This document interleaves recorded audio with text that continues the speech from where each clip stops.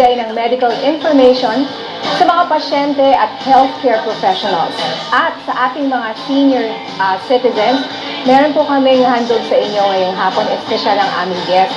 Pag-uusapan po natin yung mga tinatawag na senior moments, yung mga memory loss, Alzheimer's, dementia. Habang tumatanda po tayo ay hindi maiwasan yung iba sa atin, nagiging makakalimutin na. Alamin po natin kung ito ay nakakabahala, talagang sakit nga ba, o baka naman kayo ay absent-minded lang. Alamin po natin kung paano natin mapapalakas ang ating memorya habang tayo ay tumatanda. Mamaya kasama ang ating panauhing geriatric doctor at si Dr. Filart po yan mamaya. Mag-text po kayo ha, yung mga senior citizens natin sa DZMM space react space ang inyong mensahe, ang question, ang edad at ang lokasyon at isend po sa 2366. At sa reseta ni Doc, makakasama po natin ang isang doctor na pag-uusapan po ang mga cardiovascular diseases. So mga kapamilya, samahan niyo po kami hanggang alas 2 ng hapon sa programang Bawal ang Mega. Dapat positive lang para laging good vibes. Ang oras po natin, 1:10.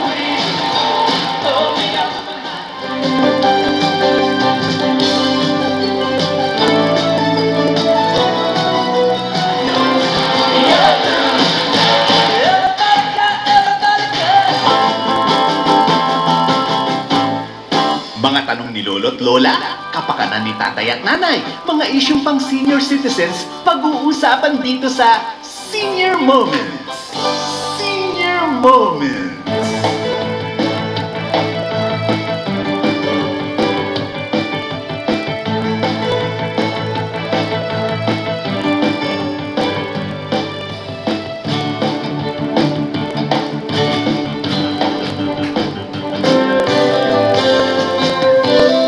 Good vibes sa DZMM. Maging alerto sa mga storm warning signals na itinataas ng Pag-asa. Maaring magtaas ng signal number 4 kung sa loob ng 12 oras ang hangin ay may bilis na 171 to 220 kilometers per hour. Pwede nitong masira ang 75% ng bahay na gawa sa light materials. Posibleng matangay ang bubong ng mga bahay at bigla ang pagtaas ng alon na aabot sa 3 meters sa baybaying dagat. Umaabot naman sa pinakamalakas na signal number 5 ang bagyo kung ang hangin nito ay may bilis na 220 kilometers per hour o higit pa within 24 hours. Pinapayuhang agarang lumikas ang mga residenteng malapit sa baybaying dagat dahil inaasahan ng storm surge na tataas ng higit 3 meters. Inaasahan rin ng matinding pinsala sa mga bahay na gawa sa light materials at sa mga pananim. Maaari rin itong magdulot ng pagkasira sa mga serbisyo ng komunikasyon at sa linya ng kuryente ang ganitong kalakas na storm signal. Mag-ingat, maging alerto at laging tumutok sa DZMM Teleradyo at makinig sa DZMM Radyo Patrol sa Istrenta. Maganda ang agos ng buhay kapag maganda ang daloy ng dugo. Kaya't kapit kamay tayong umalalay sa mga kapamilya nating kailangan ng dugo sa ABS-CBN Lingkod Kapamilya Blood Donation Project. Sa mga nais mag-donate ng dugo, pumunta lang ngayong July 21, 6 a.m. to 3 p.m. sa ABS-CBN Broadcast Center Studio 8 dahil ang dugong inyong ibibigay ang siyang sasagip sa maraming buhay.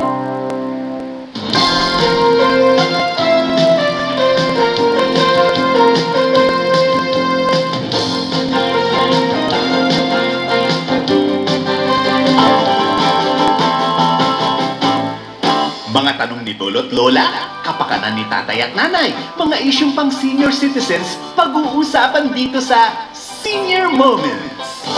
Senior Moments. Natin 1:15 ng hapon. Nagbabalik po ang Good Vibes.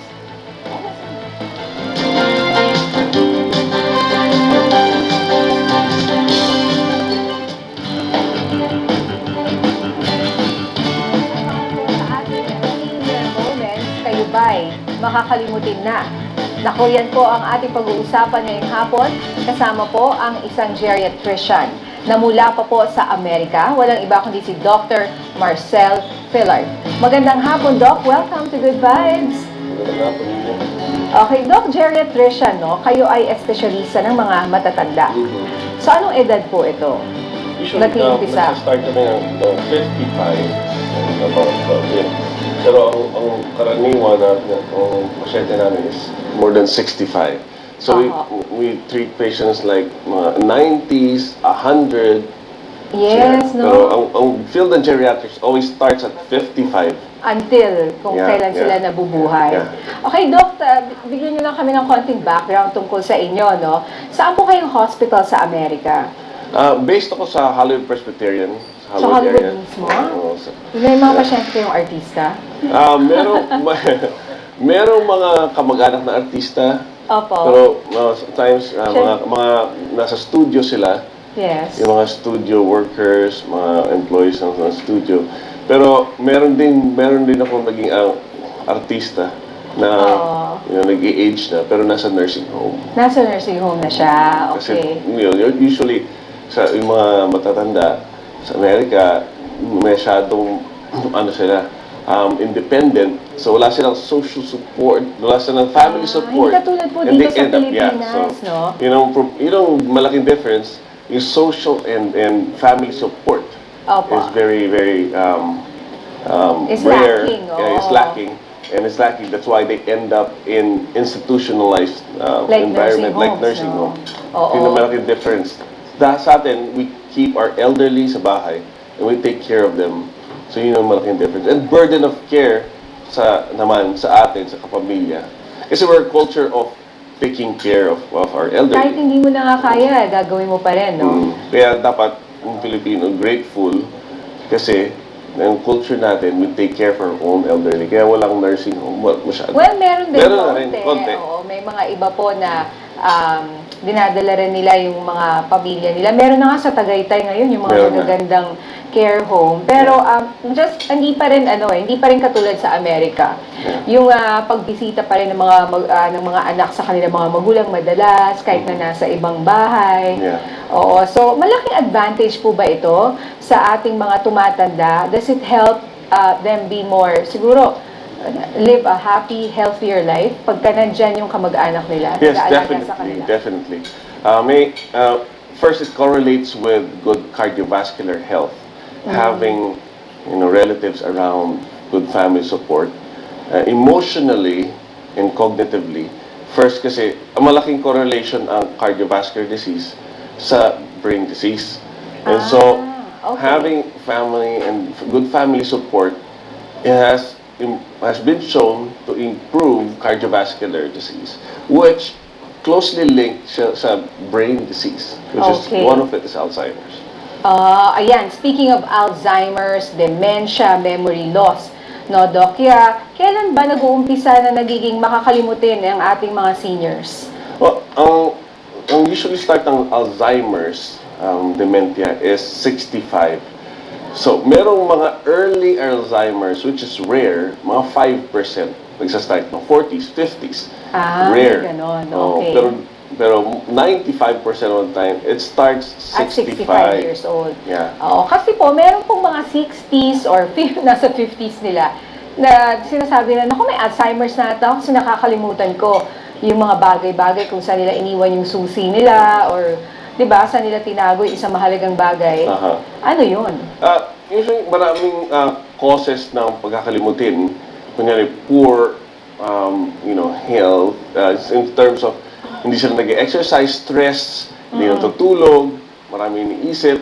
So, yung mga simpleng makakalimutin na ganyan, nakalimutan yung susi, for example, or nakalimutan yung pangalan ng kaibigan. Ako nga nangyayari sa akin yan eh. Wala pa akong... Pero hindi sabihin naman nun Alzheimer's. Kasi malaking difference ang Alzheimer's sa makakalimutin lang is yung Alzheimer's is progressive. Tapos, yung mga dating ginagawa, kagaya ng accountant na dating minamanage niya yung books ng isang tao, hindi niya na maggawa. And then, progressive siya. At saka, ang malaking difference is yung functional capacity ng isang may Alzheimer's is a big difference dun sa, if it affects the life, yung daily life ng isang tao, na yung memory nag-deteriorate and nag-lead into a functional decline. And yung kanyang everyday activity no? na Yes. apektuhan na. Like yung simpleng kumain or siguro magsubo ng pagkain, mga ganun. Gradually, yes. Hindi mga nakakalimutan pala yung susi, no? Or, Hindi. yung kung saan mo tinago yung alahas mo or something. Or nakalimutan mo yung pangalan ng kaibigan mo. That's not Alzheimer's. Hindi yun.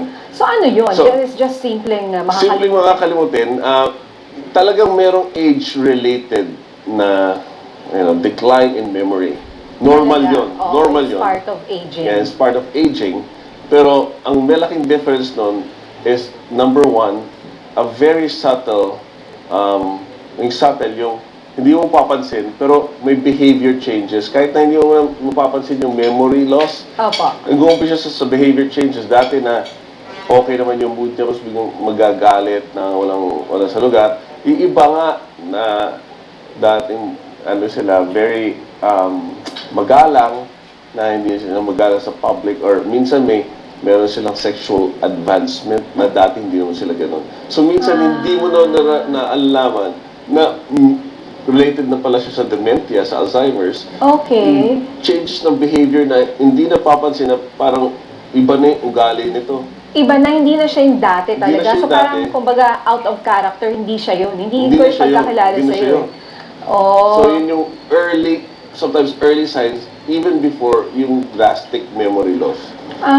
So baka isipin lang nila, baka nagme-menopause to, di ba? Or mood swings or hormonal changes. Pwede rin pala itong sign of Alzheimer's. Kagaya ng makakalimutin ng pagtatanda, walang structural damage sa brain.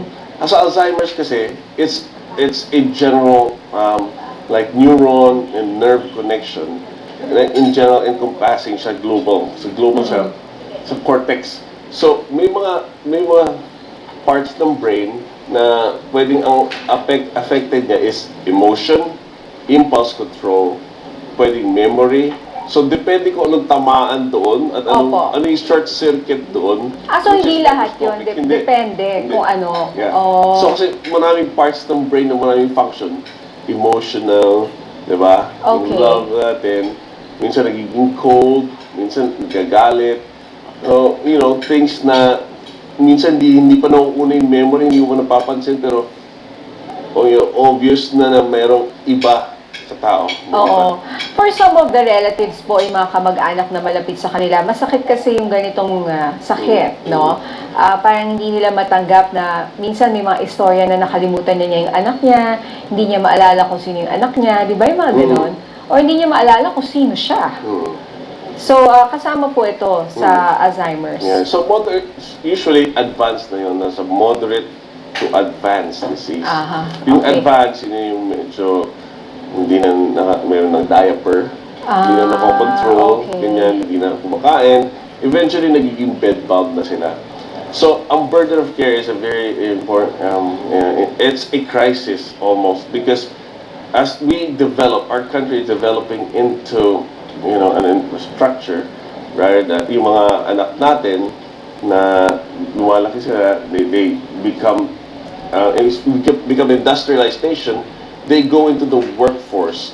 And so, yung dating nasa bahay na nag-aalaga, ngayon, they're out there, nasa call center na nagtatrabaho.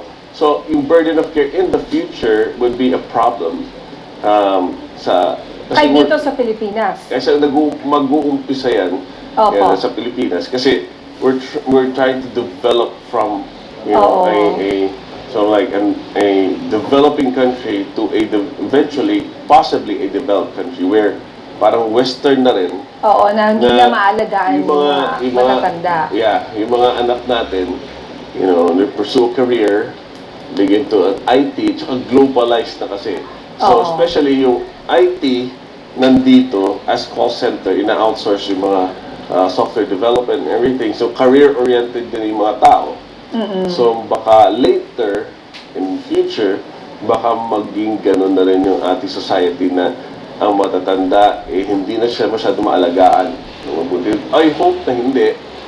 Pero, we're still a young nation, gaya na opposed to America, Japan, and other countries na ang workforce na is 20-30% and supporting 80% of elderly. Sa atin, malaki pa rin ang younger workforce. And so, ang burden of care maliit pa lang, pero eventually, sana hindi mapunta sa ganun. Sana nga, Doc, no? Pero for now, at least, kasi kung parte yan ng kultura mo, iba rin eh. Actually, ngayon nangyayari na marami na po tayong mga kababayan na ganyan na nga ang trabaho. Pero they still find time na, di ba, Yes. na alagaan yung kanilang mga magulang. Oo. Okay. Tayo. Pero ito pong Alzheimer's or dementia, no? Eventually will lead to dementia. O is it the same? Alzheimer's and dementia pareho lang? Dementia is basically encompassing. So maraming causes ng dementia and one of them is Alzheimer's. Okay. Kumbaga, parang sinabi mo, lung diseases, isa doon is asthma. Okay. So dementia is a general description for, it's an umbrella description of maraming mga cognitive diseases. Oo, One of them is Alzheimer's. at isa ang Alzheimer's. 60% of dementia is actually caused by Alzheimer's. Alzheimer's. So, okay. Ito bang Alzheimer's namamana, Doc? Yeah, meron siyang component na hereditary. And link siya sa isang gene. So, link siya sa isang gene. And so, usually yung gene na yun, present yun in all Alzheimer's patients. Okay. So, pwede mamana. Kunyari, may magulang ka na may Alzheimer's. May posibilidad na baka ikaw rin pagtanda mo. Yes. Especially pag dalawa. The incidence of having pag isa lang ang may Alzheimer's. But going back, we don't know kung may memory loss is really Alzheimer's kasi maraming causes eh. So, pwede stroke. Pwede siyang drugs. Pwede siyang, encephalitis. Pwede brain tumor. So, well, labeling somebody na Alzheimer's o ikabag-anak ko ng memory niya masama, Alzheimer's yan. Pero hindi natin alam dati nagkaroon siya ng encephalitis. At one point at the hospital, tapos sumama na yung memory. Minsan vitamin B12, low in vitamin B12, which is causes dementia too. So, maraming mga undiagnosed. Kasi ang diagnosis ng Alzheimer's talaga is medyo extensive. May mga blood works, tapos ultimately MRI. So sa mga iba, hindi naman natin napupush yung talagang thorough examination ng Alzheimer's. So iba-brand na lang natin siya ng Alzheimer's. Although, in general, it could be a different memory loss. Pwedeng ibang baka may kabahan na, baka magka-Alzheimer's din ako kasi yung nanay ko or yung Alzheimer's kasi memory. But kailangan ma-diagnose ng doktor na Alzheimer's talaga yung sakit mo. Kasi yung maraming memory loss na reversible. Kasi yung merong reversible, merong irreversible. Yung irreversible, ngayon, irreversible pa siya, Alzheimer's, stroke, mga ganyan. Hindi mo na yan maibabalik. Hindi mo na maibabalik. Tsaka yung mga ibang klase. Pero may mga simple na magagamot mo kaagad. So, ano yung mga simpleng magagamot mo agad? Kagaya ng vitamin B12, kunyari, bigyan mo lang sila ng shots ng vitamin B12 na bumabalik yung memory.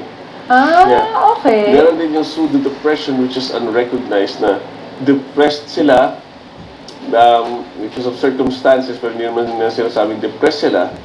Tapos, it affects their memory. Ang tawag doon, pseudo-depression. Okay, dahil nadidepress sila. So, bibigyan mo sila ng antidepressants and bumabalik ang memory nila. Turn around sila 100% and then they're happy, they go back to their normal function. Parang ganun. Speaking of mga supplements na sinasabi nyo, like vitamins, si Jerry of Manila, may vitamin po ba for seniors para maiwasan daw ang memory loss? Yeah. Well, first of all, before vitamins, going back, exercise.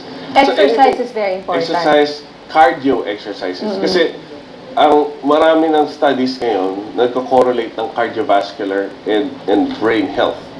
So, kino-correlate na siya na yung exercise na increases cardiovascular health also increases brain health. So kung healthy ang heart mo, healthy din ang brain mo. Nadidiscover nila ngayon na it's closely linked. And then, in patients with cardiovascular diseases, meron silang high incidence of Alzheimer's and memory loss. It's closely linked.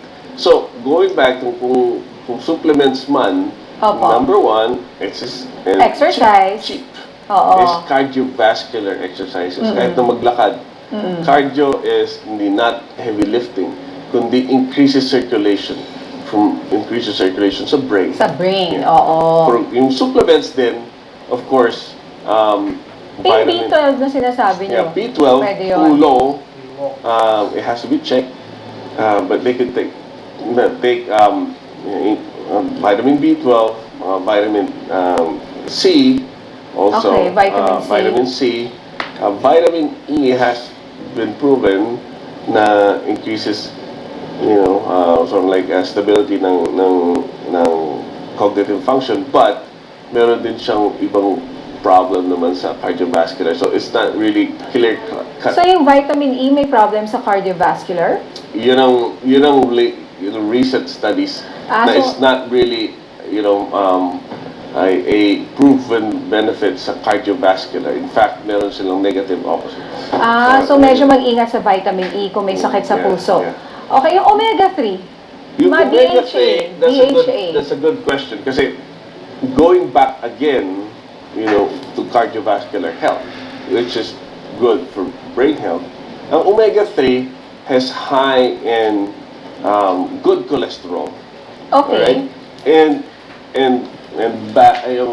yung bad cholesterol, actually, it's high in good cholesterol, so it decreases yung bad cholesterol.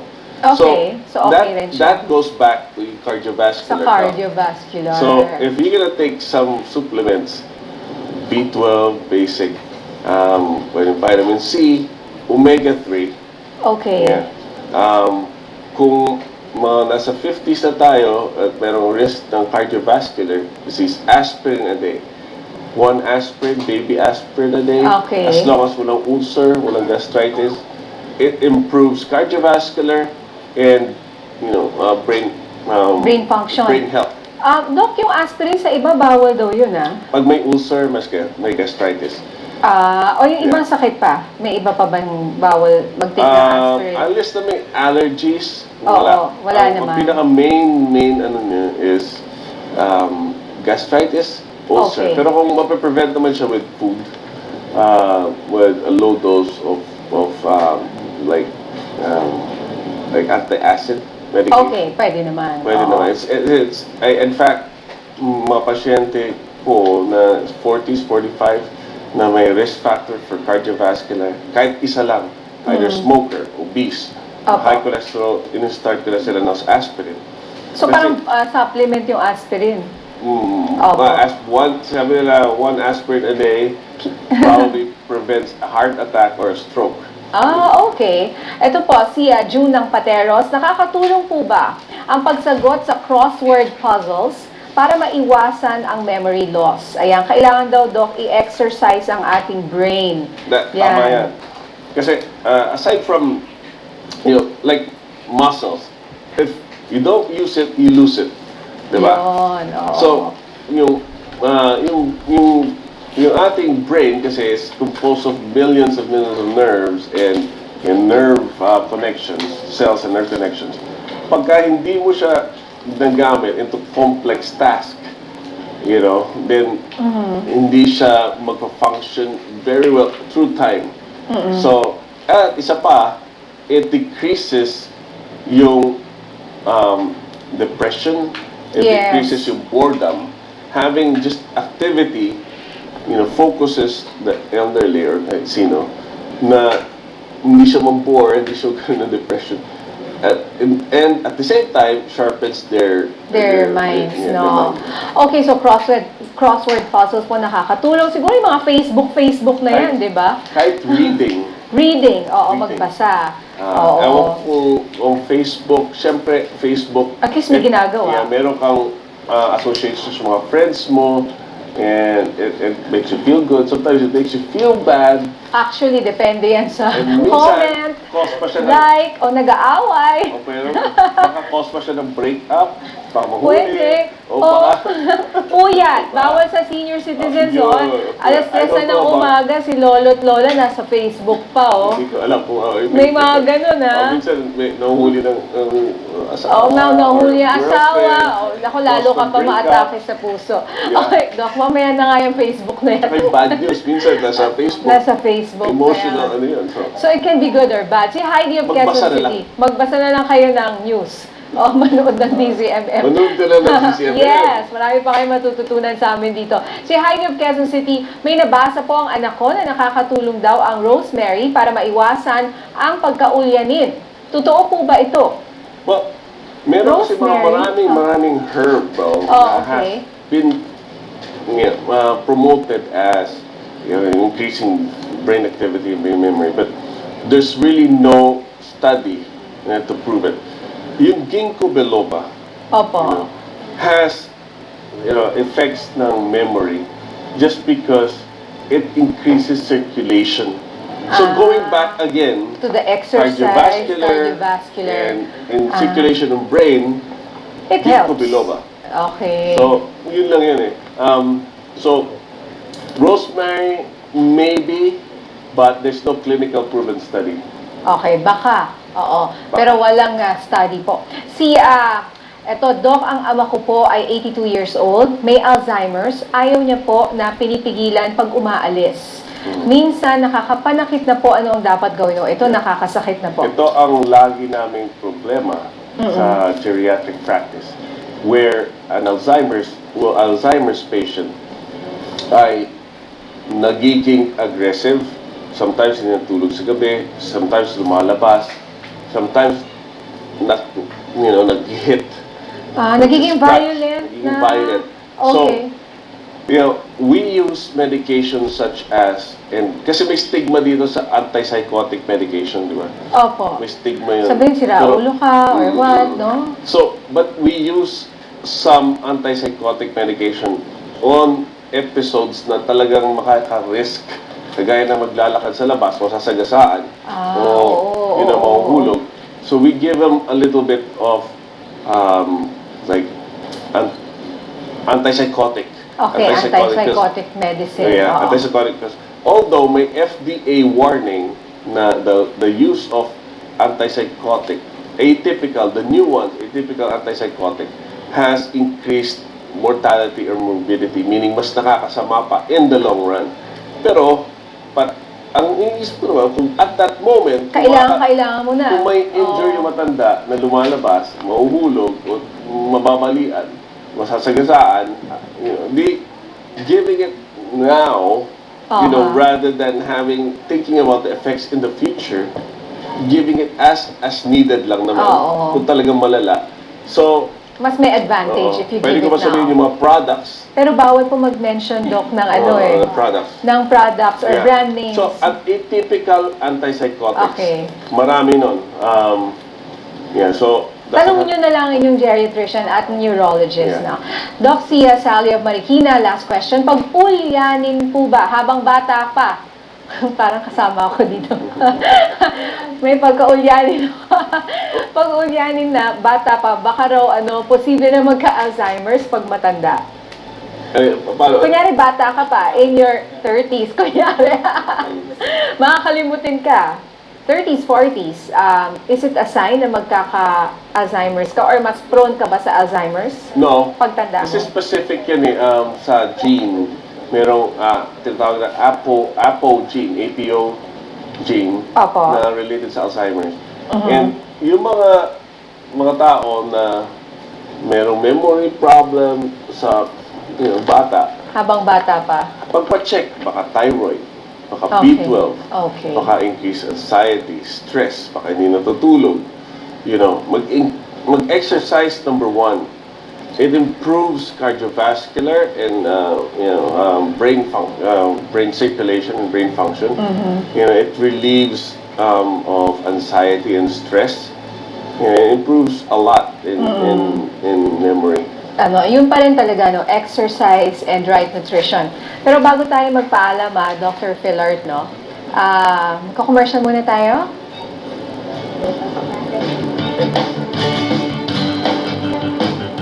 Mediterranean. Nagtitipid? Walang budget? Teka, ito na ang pampajibi sa inyong hapon. Libre to sa Good Vibes sa DZMM.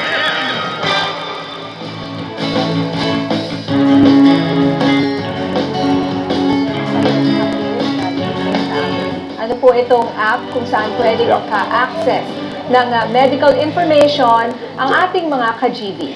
So, first of all, yung app na ginawa namin is called MedSage, M-E-D-S-H-E-E. MedSage. Pero eventually lalabas siya, ilo-launch siya sa US in the next couple of months as Hub Chart. H-U-B-C-H-A-R-T. Ang kanyang link is hubchart.io. Okay. So, sa States, we'll launch siya as a connected healthcare. Dito, hindi pa siya nalo-launch, but we're having it used as free. So you can download the app, search me, Marcel Filart, MD, sa contacts, and then send me a message. Meron ako mga helpful links on how to treat and how to deal with, elderly memory. Especially mga healthcare crisis nang related sa dementia. Kagaya ng nag-hit, kagaya ng lumalabas, nag-wonder, yung uncontrollable behavior, we could help. Libre po ito? Libre ito. Okay. Download lang MedSage. Eventually, pag nilaunch siya as trademark, siya as hub chart sa US. But it's totally free for consumers, totally free. It's Medsage.com? Hindi, ganun ba yun? MedSage siya. Pumunta lang sa App Store, sa Play Store. MedSage. I-download. Pag-download, it's totally free. Hanapin lang ako dun sa contacts. Dr. Marcel Filart. Yes. Marcel Filart, MD. MD. Marcel Filart, MD. Ito po sa mga may TV, makikita nyo. And then we could, pwede natin isama yung group, kasi siya group collaborative care. So pwede isama yung pasyente, yung mga kamag-anak, ibang doktor, yung doktor dito, tapos ako. And it's a team care. So team care siya na pwedeng magamit ng kung sino man ang involved doon sa team care ng patient. Okay. At least mag-uusap-usap yung mga doktor, hindi iba-iba kayo na sinasabi. Okay. Doc, maraming salamat, Dr. Marcel Filart, for your time. Ingat po kayo sa pagbalik nyo sa Amerika this weekend. Thank you. Ang oras po natin, mga kapamilya, is 1:41.